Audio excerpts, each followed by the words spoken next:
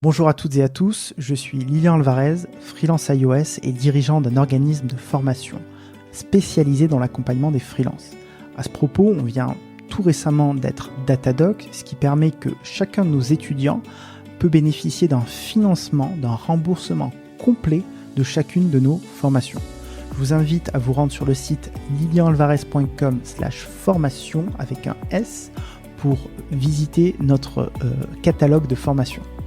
Si vous souhaitez aussi, on a une newsletter gratuite qui est complètement dingue sur 7 conseils pour cartonner en freelance où on va parler de théorie des jeux, de vente, de prospection, de psychologie humaine et de finances personnelles. Ce sont des conseils vraiment pratiques, on n'est pas dans la théorie un petit peu vague et fumeuse, on est vraiment dans le concret. Vous êtes de plus en plus nombreux à écouter le podcast et pour ça, je tenais à vous dire merci. N'oubliez pas de noter le podcast et d'écraser ce pouce bleu si vous êtes sur YouTube. Ça nous aide énormément à mettre en avant le podcast et à trouver des invités toujours plus incroyables. On va aujourd'hui recevoir François Claustre. Il est entrepreneur depuis plus de 20 ans. Il est le cofondateur du célèbre site internet jeuxvideo.com.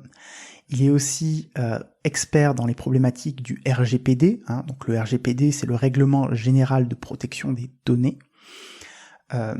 Et il va me parler de plein d'anecdotes complètement dingues de sa vie entrepreneuriale, que ce soit évidemment durant son parcours chez jeuxvideo.com, mais aussi chez InDesign, qui est un énorme site e-commerce dans le secteur du mobilier en France. Et de plein d'autres aventures qu'il a vécues. Vous allez voir, le podcast est rempli d'histoires incroyables. Je suis sûr que vous allez kiffer. C'est parti. Bonjour François. Bonjour Lilian. Merci beaucoup d'avoir accepté mon invitation. Oui. Oui, donc François Claustre, donc j'ai 54 ans et puis ça fait une bonne vingtaine d'années maintenant d'entrepreneuriat. Avec effectivement les débuts de jeux vidéo, l'aventure jeuxvideo.com et puis tout ce qui a suivi par derrière. Voilà. On va y revenir. Sur quoi vous travaillez en ce moment ? Alors actuellement, donc j'accompagne les entreprises dans le domaine du RGPD pour les accompagner dans leur mise en conformité et je peux être aussi pour certaines d'entre elles leur DPO externalisé. Donc le délégué à la protection des données externalisé, en particulier quand c'est obligatoire, dès qu'on commence à traiter des données dites sensibles, voilà. C'est obligatoire à partir d'un certain volume de données ou un volume de chiffre d'affaires ? C'est à la fois qualitatif et quantitatif, c'est-à-dire que vous pouvez traiter un petit volume de données, mais sur des données sensibles, cela va exiger que vous ayez un délégué à la protection des données, typiquement dans le domaine de la santé. Si vous avez un cabinet médical avec plusieurs professionnels de santé qui échangent entre eux des données personnelles, y compris avec leur personnel, leurs assistantes, etc., on entre tout de suite dans ce qu'on appelle la grande échelle, dans le jargon RGPD, pardon. Et à contrario, on peut aussi traiter des données plus anodines, c'est-à-dire non sensibles, mais effectivement en grande quantité. Et là aussi, on tombe dans la grande échelle au sens RGPD. Par exemple, un gros site e-commerce comme Made in Design a besoin d'avoir un délégué à la protection des données. Alors, sachant qu'on peut l'avoir en interne, full time. Et moi, je vise plutôt les PME qui n'ont pas les moyens d'avoir quelqu'un à plein temps ou pour lesquels un plein temps ne se justifie pas et qui peuvent externaliser cette fonction auprès de consultants comme moi. Voilà. Vous intervenez aujourd'hui parmi ces PME sur des domaines d'activité particuliers ou c'est assez varié ? En pratique, on a fait un peu les deux types pour lesquels vraiment la mise en conformité est importante, c'est-à-dire des sites qui traitent des données en grande quantité, des sites web, des sociétés qui traitent des grands comptes, qui, eux, sont obligés de se mettre en conformité parce que sinon, s'ils se prennent 4% de leur chiffre d'affaires international, ils peuvent se prendre jusqu'à 4% d'amende sur leur chiffre d'affaires international. Et pour être conforme, en fait, il faut que leurs sous-traitants soient conformes. Donc c'est une deuxième catégorie de clients. Et la troisième catégorie, sont des structures qui évoluent dans le domaine de la santé, donc qui traitent des données personnelles sensibles. Et ça va, je dirais, d'un gros cabinet médical à un éditeur de logiciels dans le domaine de la santé qui héberge aussi des données de santé, etc. Vous avez vu beaucoup de gens qui ont pris des amendes depuis que la nouvelle réglementation est en vigueur? Alors, pas parmi mes clients. Oui, ça c'est un bon point. Parce qu'en tout cas, nous on a fait avec mes clients, on fait le maximum pour se rapprocher de la conformité. On n'est jamais 100% conforme. Par contre, oui, sur des sociétés dont je connais les dirigeants, il y a eu quelques belles amendes. Ça va pour des PME, je dirais 250, 300 000 euros, donc c'est quand même significatif pour des PME. Et puis après, parce que RGPD, c'est Google, Facebook, etc. Alors c'est sûr que les montants d'amende sont incomparables. On est plutôt sur une cinquantaine de millions d'euros sur ce genre d'acteurs minima. Mais il faut savoir que même des TPE peuvent se faire, je dirais, amender par la CNIL pour non-respect du traitement des données personnelles. Voilà. En particulier, je pense, c'est une société de traduction. Je crois que c'est la plus petite à avoir été une société parisienne dans le domaine de la traduction. C'était une TPE, donc moins de 10 salariés. Pour autant, elle fliquait ses salariés avec des caméras, ce qui est strictement interdit, bien sûr. Ah oui. Et donc faut pas se faire d'illusions, la CNIL n'a pas non plus des yeux partout, donc la plupart de ces cas, qui concernent les TPE et PME, c'est sur dénonciation, voilà. Soit d'anciens salariés, soit voilà. Donc oui, contrairement aux idées reçues, il n'y a pas que Google, Facebook et consorts qui sont concernés. Il y a aussi plein d'autres petits acteurs. Et même j'ai découvert des tout petits acteurs qui traitent vos données de santé et qui ne sont pas forcément même au fait de la réglementation. Donc vous voyez, c'est vrai qu'il y a un gros travail encore d'évangélisation dans les TPE et PME. Voilà. La marche, elle est difficile à franchir pour la plupart de vos clients aujourd'hui?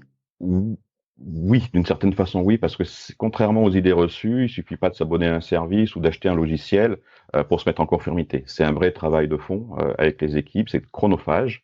Donc il y a le coût de la prestation du temps que j'y passe, mais aussi le temps qui est passé en interne, soit directement avec les équipes, soit avec les prestataires de la société en question, qui eux-mêmes sont pas forcément au fait de la réglementation. Donc ça prend du temps, c'est chronophage, et c'est contrairement à l'ancienne loi informatique et liberté en vigueur avant le RGPD, où il suffisait d'appeler un juriste qui vous faisait des mentions types. Là, on va beaucoup plus au fond des choses, c'est-à-dire que les mentions doivent correspondre à la réalité. Alors, justement, parlons d'un gros site web sur lequel vous avez travaillé, c'est Made in Design. Vous êtes aussi, vous avez cofondé la société aussi? Presque, puisque la société a été créée en fin 99. Le site web, la première version du site web est sortie au printemps 2000. Et moi, j'ai rencontré Catherine Collin, la fondatrice, en septembre-octobre 2000. Vous voyez, c'est vraiment presque dans la suite. Je terminais en fait le passage de témoin chez jeuxvideo.com et j'ai rencontré Catherine Collin. Et en fait, il y a eu tout de suite un fit et ça s'est traduit par effectivement une première étape. Une seconde étape importante puisqu'il y a après la création, puisque quand je l'ai rencontré, c'était un petit bureau qui faisait une quinzaine de mètres carrés avec son bureau à elle, celle de son assistante, dans le stock, une partie du stock dans les couloirs, avec, vous voyez, dans un centre d'affaires où il y avait d'autres sociétés, et le reste du stock dans son garage. Donc voilà, c'est la vraie bonne start-up, entre guillemets, c'est presque l'image d'Épinal de la start-up. Et bon, c'est vrai que mon arrivée, ça a permis quand même de structurer un peu plus les choses, d'apprendre des vrais locaux, de gérer le stock, mieux gérer le stock, et puis bon, de passer des étapes, bien sûr. Alors, est-ce que vous pouvez présenter un petit peu Made in Design, peut-être Made in la Design, société, les chiffres? C'est vrai, c'est que j'ai tellement baigné dedans que j'oublie de la présenter. Donc c'est aujourd'hui le site leader en France dans la vente d'objets immobiliers design sur Internet. Pour donner, aujourd'hui, c'est une centaine l'année dernière, en tout cas, quand j'étais encore associé, c'était une centaine d'équivalents temps plein. Donc c'est c'est une belle réussite, il faut le dire. Et je disais donc j'ai été donc pour revenir, qu'est-ce qui est vendu? Ce sont les grandes marques du design, hein. Donc Magis, Cartel, Serra Longa, bon et puis les autres plus communes comme Adhesive. Hein. Ça va de la grand canapé, je dirais, chez Cartel, ça va. Voilà, c'est le grand, voilà, le grand angle, hein, ça part vraiment dans tout ce qu'on appelle le design, voilà. Et en fait, l'idée de Catherine, quand elle a créé ça en 99, c'est de dire que la clientèle qui vise ce genre de produit, c'est plutôt du CSP+. Et à l'époque, ceux qui avaient une bonne connexion Internet, c'était justement des CSP+. Donc elle s'est dit, Alors, voilà, parce que vraiment, on était pionniers en fait de l'e-commerce. 99, là, il fallait presque développer des outils ad hoc pour la plupart du temps. Le site utilisait une solution ultra propriétaire. Enfin, c'était, on était vraiment au début de l'internet. est-ce que vous pouvez définir le terme CSP+? Pardon, catégorie supérieure. Voilà. Donc c'est les gens qui ont un certain niveau de revenu. Donc c'est des cadres, des dirigeants d'entreprise, des professions libérales. Sachant qu'à l'époque, ils n'avaient pas beaucoup d'alternatives, c'est-à-dire qu'ils devaient s'adresser à la boutique design entre guillemets du coin de la rue, qui n'avait pas de stock, et avec des délais de livraison qui variaient de 3 semaines à 3 mois. Et une des révolutions apportées par Made in Design, c'est de porter un stock sur produits les plus courants, qui se vendaient le plus, et donc être capable, en urgence, d'être livré en 24 heures. On apportait une vraie différenciation par rapport à ce qu'était et ce qui est toujours, malgré tout, le marché de l'objet et du mobilier design, surtout du mobilier design. Ça paraît anodin dit comme ça, parce qu'aujourd'hui, on a Amazon qui nous livre presque des fois dans la journée, mais en 2000, c'est pas du tout le même contexte. Voilà, c'est pas du tout le même contexte et on a essuyé un peu tous les plâtres. Hein, je vous raconte pas les galères avec les transporteurs à l'époque qui déposaient le mobilier au pied des clients, alors que voilà, il y avait plein de choses qui n'étaient pas au niveau de ce que c'est aujourd'hui. Sans parler de la traçabilité des transporteurs. Aujourd'hui, vous avez des applications qui vous permettent de savoir où se situe quasiment le camion. Bon, j'exagère un peu parfois, mais en tout cas, quand est-ce que ça va être délivré? Alors que là-bas, il vous dit je passe cet après-midi, et puis vous attendiez tout l'après-midi, et c'était que le lendemain matin, vous aviez justement un rendez-vous important qu'il passait finalement, quoi. Vous voyez, c'était pas au niveau de ce qu'on attend aujourd'hui en termes de logistique. Voilà. Du coup, les plus gros challenges qu'il y a eu à surmonter chez Made in Design, c'était vraiment cet aspect de logistique, gestion des stocks, livraison? Voilà, donc en fait, ça renvoie aussi à beaucoup d'idées reçues sur l'e-commerce, parce qu'on nous renvoyait en disant mais c'est de la concurrence déloyale, vous n'avez pas de boutique, vous n'avez pas les frais d'achat d'un pas de porte, d'un fonds de commerce, etc. Et vous vendez tout directement sur Internet, voilà, sans avoir les coûts. En fait, c'est juste là encore une image d'Épinal de ce qu'est une société e-commerce, parce qu'en vrai, ça coûte beaucoup plus cher de gérer un site web comme Edge Design qu'une boutique du coin de la rue. Pourquoi? Parce que d'abord, on l'a vu à l'instant, il faut gérer la logistique, sachant que c'est aussi une logistique qui s'adresse qu'à des catégories supérieures, donc ça doit être nickel. On se permet d'envoyer une chaise qui a une pétouille, etc. Enfin voilà. Il faut gérer bien sûr le catalogue en ligne, le site web, donc il faut scanner les produits, référencer, etc. Les produits intégralement, gérer les évolutions de prix, parce que les prix évoluent aussi avec les fournisseurs, etc. Parce qu'il n'y a pas qu'un seul fournisseur, donc il faut quand même être capable de gérer ça. Et puis il y a aussi tout l'aspect e-marketing, c'est comment je fais connaître mon site, comment je fais venir des clients. Donc ça va du référencement naturel au référencement payant et trouver le juste milieu entre les deux pour ne pas détruire la marge. Voilà. Venons à l'histoire de jeuxvideo.com. Est-ce que vous pouvez nous raconter la genèse du projet, comment ça s'est créé, pourquoi et comment vous avez été amené à travailler sur jeuxvideo.com? Alors c'est une histoire un peu improbable au départ, pour être honnête. Ce sont trois personnes qui se sont jamais rencontrées avant la signature des statuts de la société. Ah oui. Et donc on est en 96, hein, pour vous donner 96-97 pour vous donner l'époque, et qui se sont connus en fait au travers du Minitel, du 36 d'un des rares serveurs à prix abordable qui proposait des forums. Donc 3614 Teaser, T-E-A, comme teaser, hein, teaser, T-E-A-S-E-R, et c'était des forums pour les passionnés d'informatique. Parce que moi, j'ai pas du tout en fait une formation d'informaticien. J'ai toujours été passionné par l'informatique et du coup, on échangeait comme ça. Et Sébastien, donc qui est vraiment à l'origine du projet, parce qu'on est, je crois préciser, on est en 96, le service militaire est encore obligatoire. Et lui, donc, faisait son service militaire et comme il le faisait pas loin de chez lui, il pouvait rentrer le week-end chez lui, en particulier pour jouer aux jeux vidéo. Et donc comme il n'avait pas beaucoup de temps à consacrer à ça, parce qu'entre revoir ses familles, ses amis le week-end, etc., les jeux vidéo, il n'arrivait pas trop à évoluer dedans, donc il s'est dit, je vais utiliser les cheat codes pour voir un peu ce qui se passe après. Et donc il a commencé. Ouais, non, mais c'est une histoire qui est assez vraiment improbable dans tous les points de vue et pour quelque chose qui a été assez incroyable en termes de réalisation. Et donc il fait il réunit ces trucs et astuces, et puis après il a l'idée de les mettre dans un fichier Word pour les retrouver plus facilement d'une semaine sur l'autre. Et puis il en parle à des amis qui disent ah oui aussi ça m'intéresse. Et donc je précise qu'on est en 97, il n'y a pas d'internet pour tous, voilà. Et donc on prend des disquettes, les fameuses disquettes 3 pouces 5, le truc. Oui, carré. si, j'ai connu. Je vous taquine. Qui s'échangeait d'abord de main à main, et donc il donnait cette disquette à des amis qui derrière la lui retournait avec d'autres astuces que lui-même intégrait dans le fichier Word. Et donc ces disquettes ont fini par circuler dans le cercle des amis, puis des personnes que plus du tout Sébastien connaissait. Et du coup, cette encyclopédie, qu'on appelait à l'époque encyclopédie des trucs et astuces de jeux vidéo, ETHJV, cette encyclopédie a circulé sous forme collaborative, sous forme de disquette, par la poste.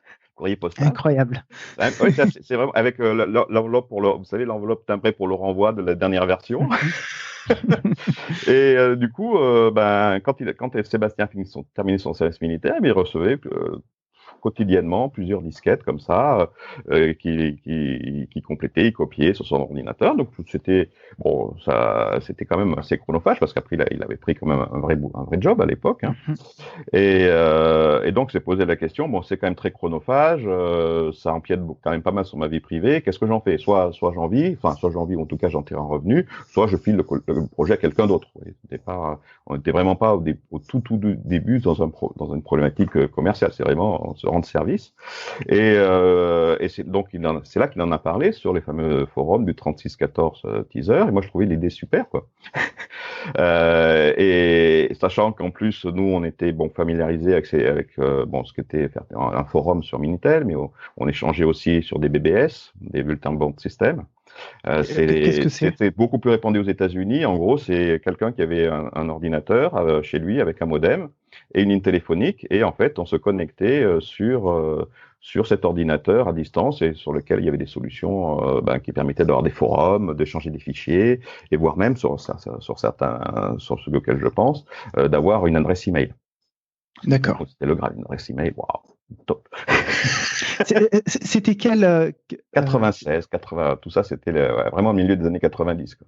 Oui, mais qui étaient les fournisseurs pour l'adresse email à l'époque ? Alors, à l'époque, il n'y avait pas besoin de fournisseurs, en fait. On était sur Internet, à la base, c'était un réseau partagé.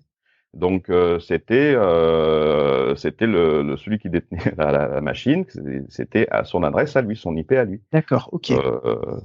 C'est vrai on a basculé sur l'Internet beaucoup plus commercial.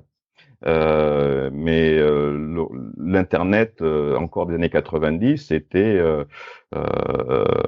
c'était quelque chose d'assez on va dire public dans le bon sens du terme, quoi. Bon, ça s'adressait aussi à un public très très avisé. Et donc, du coup, tout ça nous avait quand même aussi interpellé sur ce qu'allait être le web, parce que nous, on voyait tout le côté propriétaire du Minitel. propriétaires aussi, ou moins propriétaires, mais en tout cas limités des bulletins bon système. Et donc Internet, qu'on le connaît aujourd'hui, mais en tout cas un Internet dans lequel on pouvait faire ça, mais sans toutes ces contraintes techniques, etc., sans ces limites aussi du Minitel, c'était top. D'où l'idée de faire ensemble, à terme, un site dédié aux trucs et astuces de jeux vidéo, plus généralement à l'éditorial sur les jeux vidéo. Sauf qu'on a été fauchés comme les blés à l'époque, les uns et les autres, et du coup, l'étape intermédiaire, ça a été de créer en fait un serveur Minitel, donc le fameux 3615 ETHJV, qui nous a permis en fait d'autofinancer les développements, donc ça c'était en 97, d'autofinancer pendant toute l'année 97 les développements sur le site web de jeuxvideo.com, qui est sorti du coup début 98, avec d'ailleurs plein d'autres sites un peu du même genre, voilà, et de continuer à développer le site, même sans gagner d'argent en 98, parce que là en 98 le marché de la publicité sur Internet c'était pas ça, on va dire, Oui. c'était pas structuré. En gros, les éditeurs de jeux vous envoyaient une boîte de jeux en disant voilà, vous me passez des annonces en échange d'une boîte de jeux. Bon, je caricature, mais c'était à peine ça.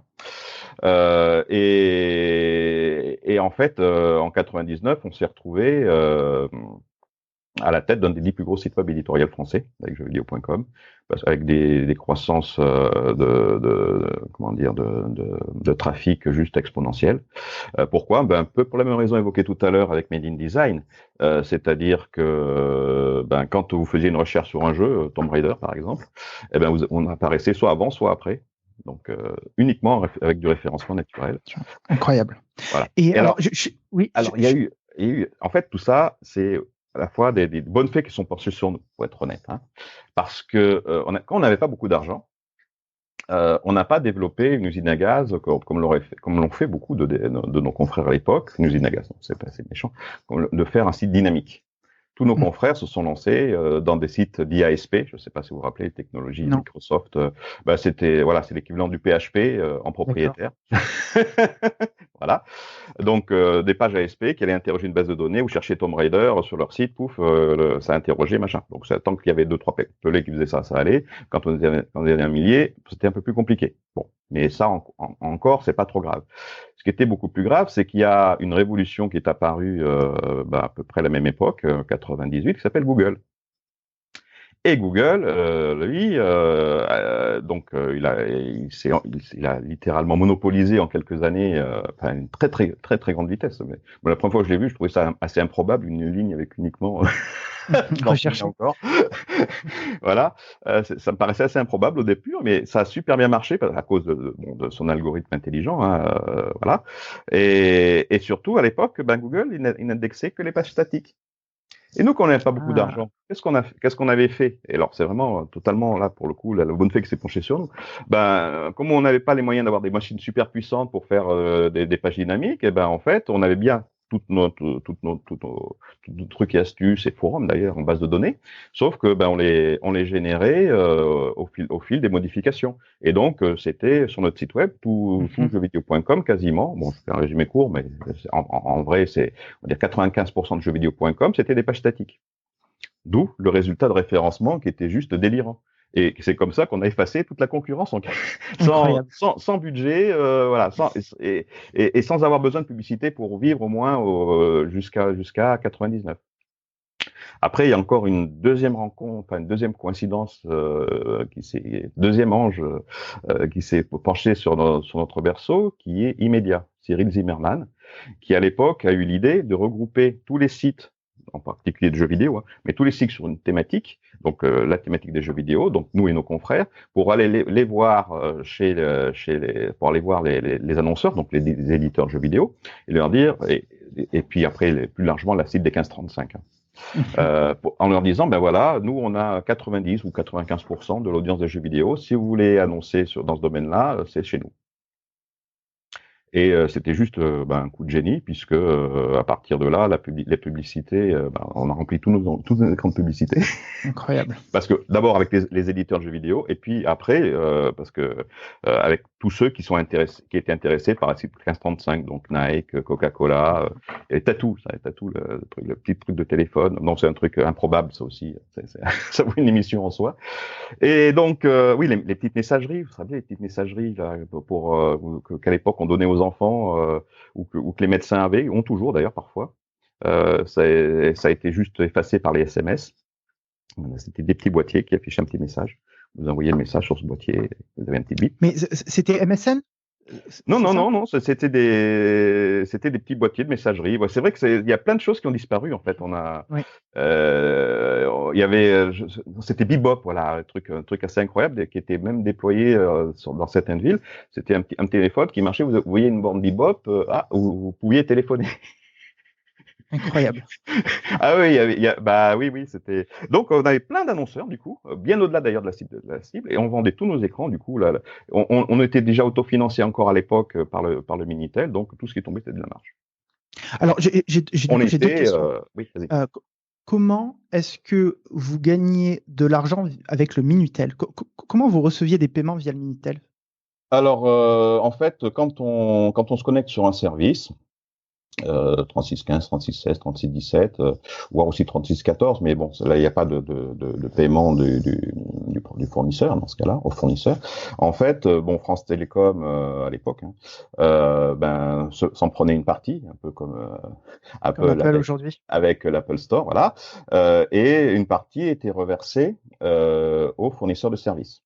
Alors nous à l'époque, on n'avais pas, c'est vrai que je suis passé un peu vite là-dessus, on n'avait pas de serveurs en propre sur le Minitel, mais on n'avait pas de moyens, je vous rappelle à l'époque. Donc nous, Sébastien, lui, connaissait par contre quelqu'un qui hébergeait le serveur Minitel, qui était intéressé pour héberger le nôtre. Donc on voulait juste lui fournir en fait une base de données et lui faisait l'adaptation. Et on se partageait les recettes. Voilà. Et donc là encore, avec très peu de moyens et beaucoup de matière grise, je dirais, d'ingéniosité, on a réussi en fait à générer ces recettes-là. C'est vrai que ça a été une parenthèse, mais bon, on n'a pas été les seuls, je dirais, à avoir bénéficié des services du Minitel et de la rémunération du Minitel. Pour se lancer sur le web. La plupart des gros acteurs aujourd'hui indépendants viennent de là, dont Monsieur Neil, bien sûr. Oui, tout à fait. Voilà. Donc en fait, chaque fois que vous connectiez avec un Minitel sur un 3615, 3616, 17, etc., vous payez, c'était cher. C'était combien à l'époque? C'était à l'époque, ça devait être ça devait être l'équivalent d'€1 la minute, quoi, pour certains. Ah oui, quand même. Oui. Ah oui, c'était une fortune. Alors, et du coup, en une minute, on a découvert alors après, quand on a épluché un peu les usages, on s'est rendu compte qu'il y avait beaucoup qui accédaient à ces serveurs de leur bureau. Voilà, toujours comment on peut contourner la chose. Donc voilà. Et puis après, il y a eu beaucoup, je pense, d'enfants qui se sont fait gronder parce qu'ils ont passé beaucoup de temps à consulter les 3615 d'astuces, parce que ça faisait vite des grosses notes téléphoniques. Comment après, lorsque vous avez switché vers le site internet, vous diffusiez les publicités? Vous les codiez en dur, en statique aussi? Ah non, après là sur les publicités. Alors au début, on les codait en dur, pour être transparent, en mettant des tags, tout ça, pour savoir si elles étaient vues, combien de fois elles étaient vues, etc., pour pouvoir faire le reporting. Mais après, très vite, ça s'est structuré, et avec Immedia, ils nous apportaient une sorte de kit pour installer, et tout ça, c'était géré directement par eux. Ça s'est très très vite structuré là-dessus aussi. Mais bon, c'est vrai que je reconnais que la première année, en 98, c'était un peu la dèche, quoi. Je me souviens qu'on avait eu un annonceur qui vendait des cartouches pour une console dont je n'ai même oublié le nom, et qui nous avait jamais payé. Ah ouais. J'étais tout content. Ça y est, un annonceur avec un vrai budget, etc. Jamais payé.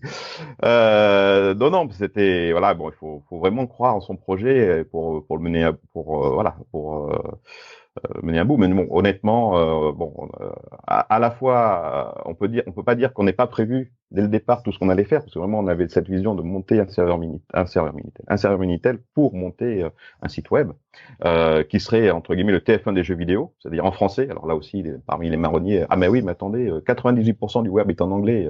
Vous êtes pas malade de faire un site en français? Oui, mais sauf que pour s'adresser aux Français, c'est quand même mieux de parler français. Et oui. Oui, non mais voilà. En plus, comble de la chose, c'est qu'en plus, on mettait en accès gratuit notre base de trucs et astuces de jeux vidéo qui était payante sur Minitel. Et sans aucun obligation de s'inscrire, de machiner, de payer ou quoi que ce soit. Alors là, c'était encore totalement incompréhensible pour la plupart des gens. Pourquoi on mettait gratuit quelque chose qui était payant et pourquoi les gens iraient quand même payer bon, bref. Et je dirais un peu tout à l'avenant, quoi. Et puis, plus généralement, comment vous gagnez de l'argent avec un site web? Alors la question était assez pertinente, je dirais en 98. Bon, sauf que téléphone et jeux vidéo, c'est-à-dire en français avec du contenu et financé par la pub. Voilà, c'était ça les trois mantras. Donc le financé par la pub, on l'a un peu attendu, mais quand c'est arrivé, c'était juste magique. Ouais. Et donc fin 99, on fait partie dans le top 10, on est dans le top 10 des sites éditoriaux français en termes d'audience, et un des deux derniers encore détenus par des personnes physiques. Parce que finalement, c'est toujours autofinancé. Et en plus, avec les trois personnes physiques qui ont 100% du capital, puisqu'on s'est toujours autofinancé.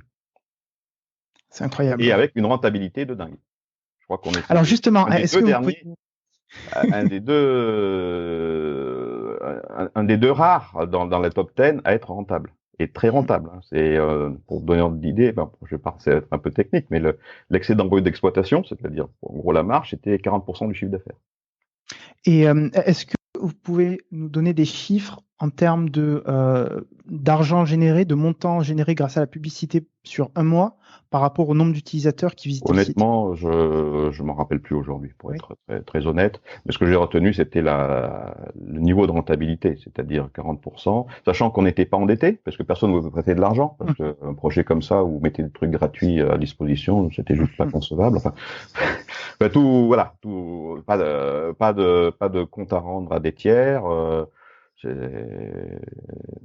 Et donc, on arrive à fin 99 et on se dit, c'est quand même magique de voir qu'il y a des petits jeunes qui sortent à peine de l'école de commerce, qui présentent un PowerPoint et qui lèvent des dizaines de millions d'euros sur des projets tout assez improbables. Et comme nous, on savait d'où on était parti, parce que c'était pas si longtemps que ça, c'était 3-4 ans avant. On s'est dit, c'est l'occasion pour nous aussi de cristalliser cette réalisation. Et pour moi, on verra plus tard. On a vu en fait de faire d'autres choses. Et donc en fait, on a mandaté à la fin 99 une banque d'affaires. Et on a dealé avec, là aussi c'est assez magique dans la réalisation. On a signé le protocole d'accord avec Gameloft. Parce que Ubisoft et Gameloft, c'est deux structures détenues par les frères Guillemot, même si aujourd'hui une des deux n'est plus détenue, n'est plus contrôlée par les frères Guillemot, mais à l'époque les deux étaient contrôlés par les frères Guillemot. Et donc on a signé, alors de mémoire c'était en avril 2000, un protocole d'accord sur la cession, pour faire court de la totalité de la société au groupe, avec moi qui m'engageais à rester 6 mois, donc qui m'engageait à partir parce que j'avais envie de faire d'autres choses dont on a un peu parlé tout à l'heure, alors que mon associé principal lui est resté jusqu'à il y a quelques années encore à diriger la société. Et donc on signe le protocole d'accord et dans la 15e qui a suivi, c'était le crack. Ah oui.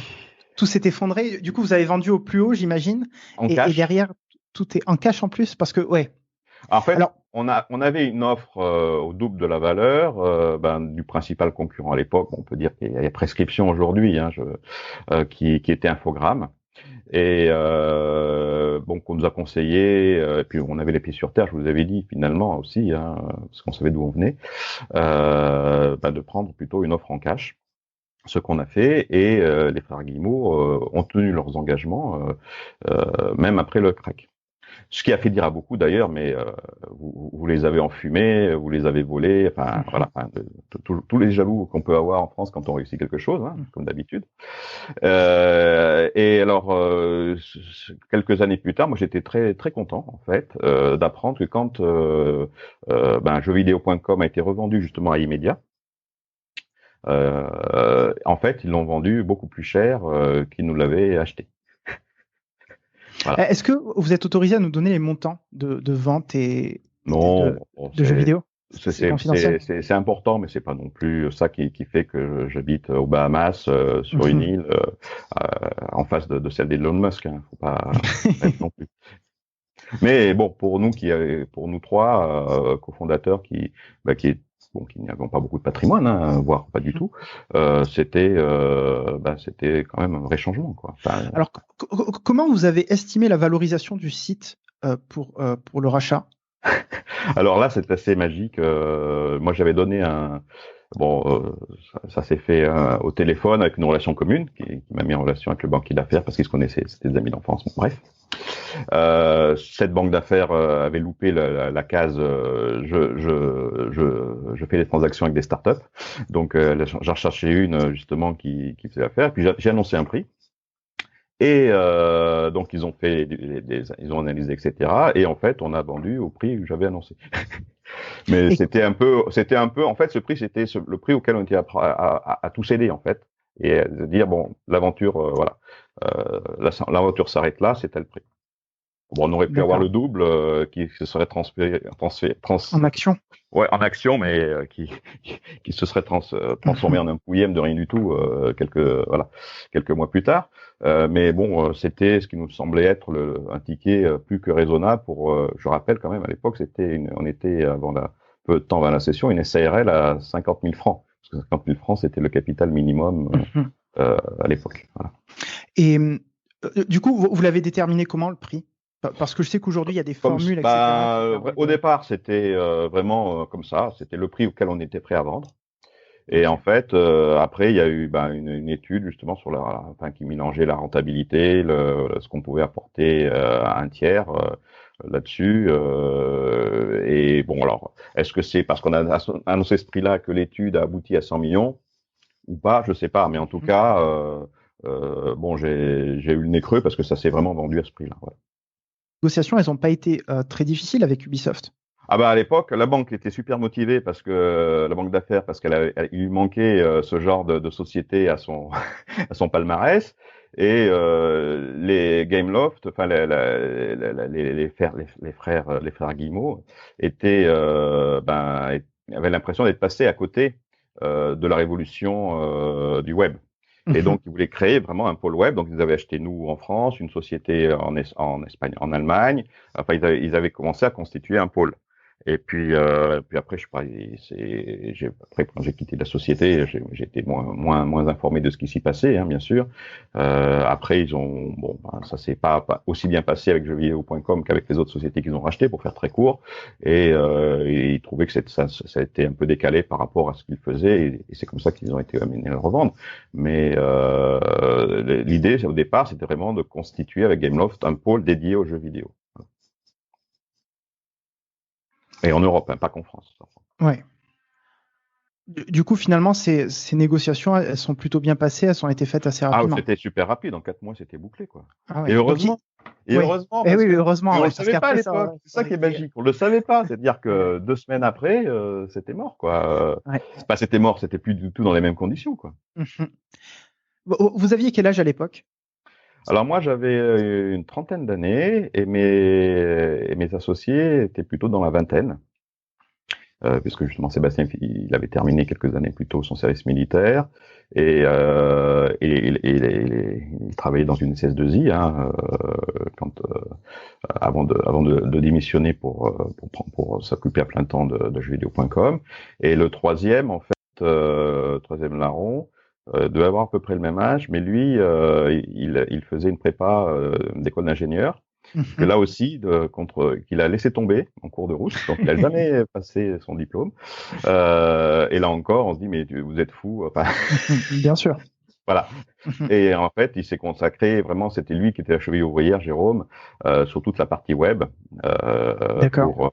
pour l'architecture, la maintenance, etc. C'est vraiment, c'est vraiment.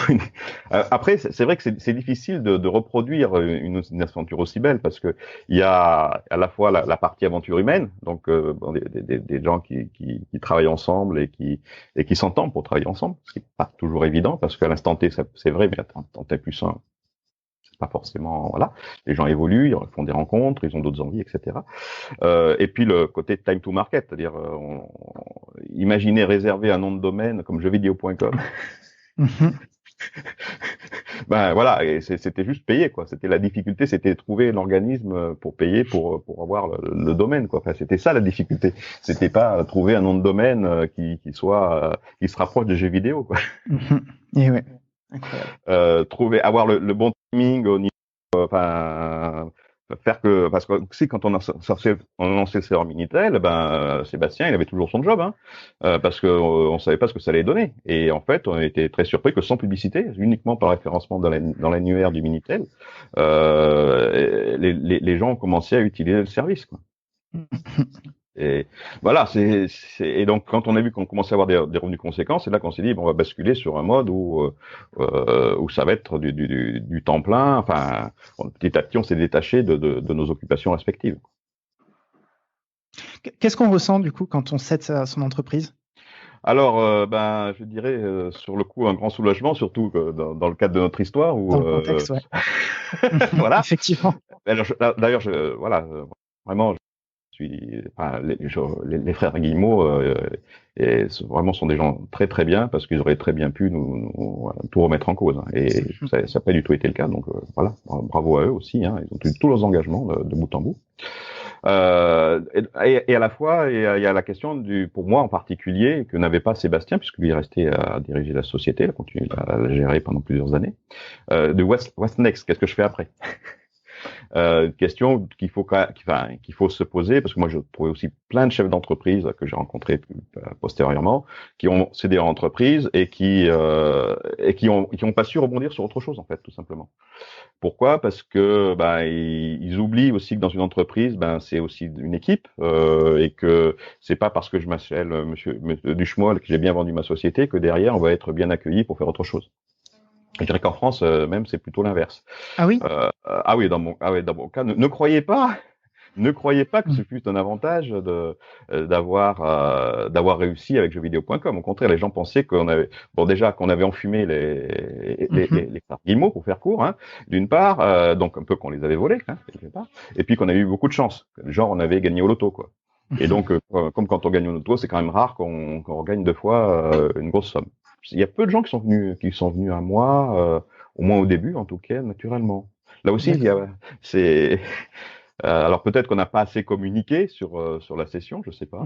Mais moi, je me souviens, j'avais même fait des reportages, fait un reportage télévisé chez moi à l'époque. Il me semble que c'était avec avec M6 à l'époque, ils faisaient des décrochages locaux. Encore une autre époque, monsieur.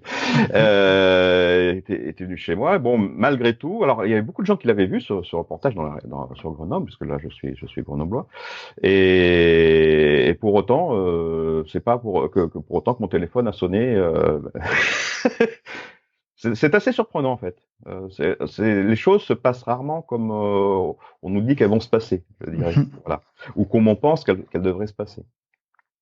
Et même par rapport aux banques, c'était pas forcément un avantage parce que bon, le gars il a réussi parce qu'il avait du bol, mais c'est comme si on partait de zéro quoi. Voire un peu moins parce qu'il y a peut-être un peu de jalousie, vous voyez. On arrive à la fin du podcast, de l'épisode. J'ai quelques questions un petit peu particulières. Si vous pouviez dîner avec n'importe qui de vivant dans le monde aujourd'hui, qui choisirez-vous? Alors, j'avoue que je suis pas très fan de ce genre de questions, mais bon, je vais quand même appuyer l'exercice. Je pense que ça serait pas mal que je puisse dîner ou rencontrer, ne serait-ce qu'on rencontrer d'ailleurs, Sid Meier. Je sais pas si vous connaissez Sid Meier. Ça vous dit quelque chose? C'est le fondateur de Microprose et en particulier celui qui a conçu Civilization. le programme qui reprend en fait l'histoire. Vous partez de l'âge de pierre, en gros, et vous envoyez une fusée dans l'espace pour Mhm. conquérir l'espace. Bon, je vais faire résumer très court. Hein. Et en fait, c'est un jeu que que j'apprécie toujours, que je trouve toujours aussi remarquable parce que finalement, il est très facile d'accès. Parce que j'ai essayé d'autres jeux un peu du même type à l'époque, mais il fallait quand même bien connaître les règles, c'était un peu compliqué. Là, c'est très fluide d'accès, c'est quand même très riche en termes de fonctionnement, parce que bon, il y a ces notions d'évolution technique, de merveilles à construire. Enfin, voilà, il y a un aspect, je dirais, culture historique qui est sympa. Et puis, voilà, bon, on est un peu Dieu quelque part, et on Mhm. essaye de faire en sorte que la civilisation qu'on chapeaute arrive la première, ou en tout cas soit pas trop mal classée en fin de course. Et puis c'est aussi super prenant, c'est-à-dire que quand vous lancez dans une partie comme ça, il vaut mieux pas que vous ayez des examens à Mhm. passer, un document à rendre, etc. Voilà. Donc j'ai même, j'y rejoue de temps en temps parce que maintenant on trouve des émulateurs de PC pour les tablettes Android. Et donc, on Ah, arrive ces jeux étaient pas super, enfin, c'est des jeux qui étaient mais encore années 80, oui, milieu des années 90, pareil, hein, la première version.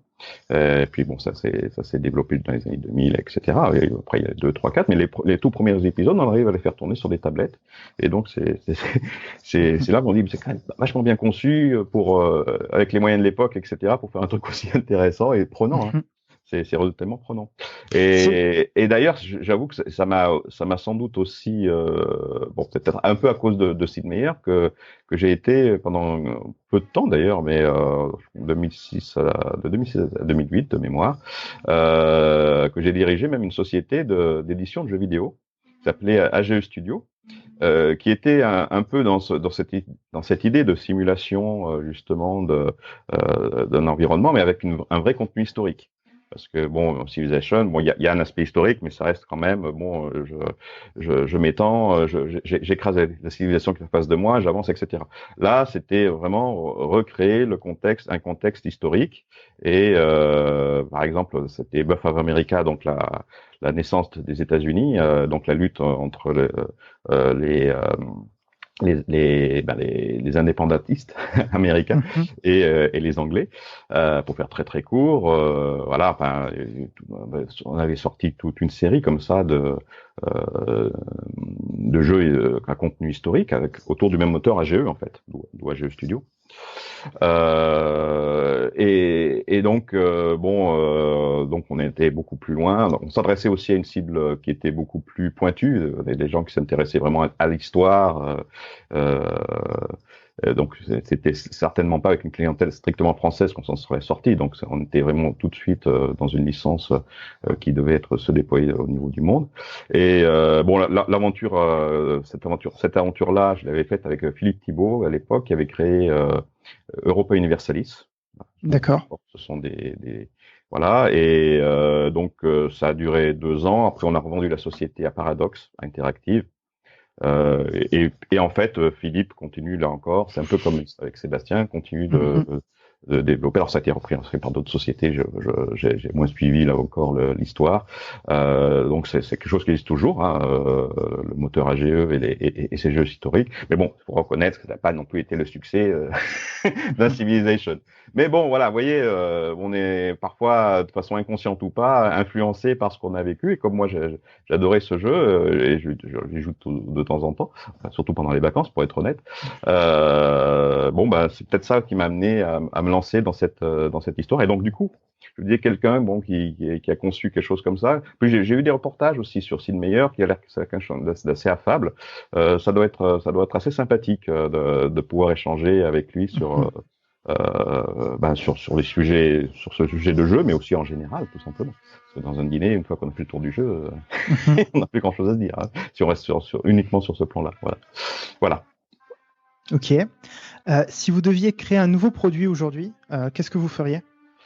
Alors, c'est vrai que là, j'ai pas Ou d'idée un jeu précise d'ailleurs. en tête, mais bon, il y a un constat que j'ai fait, que je fais aussi au travers de mon accompagnement d'entreprise dans le domaine du RGPD, c'est qu'il n'y a pas d'outils qui soient vraiment TPE et PME. La plupart des outils, c'est du collaboratif qui s'adresse au minimum des grands comptes. C'est-à-dire, on va déployer une application qui va se déployer dans les services, vous leur posez des questions, et vous remontez les questions, vous agrégez tout ça, et en fait, c'est pas du ça. En vrai, sur des petites PME, en tout cas, c'est pas du tout comme ça que ça peut fonctionner.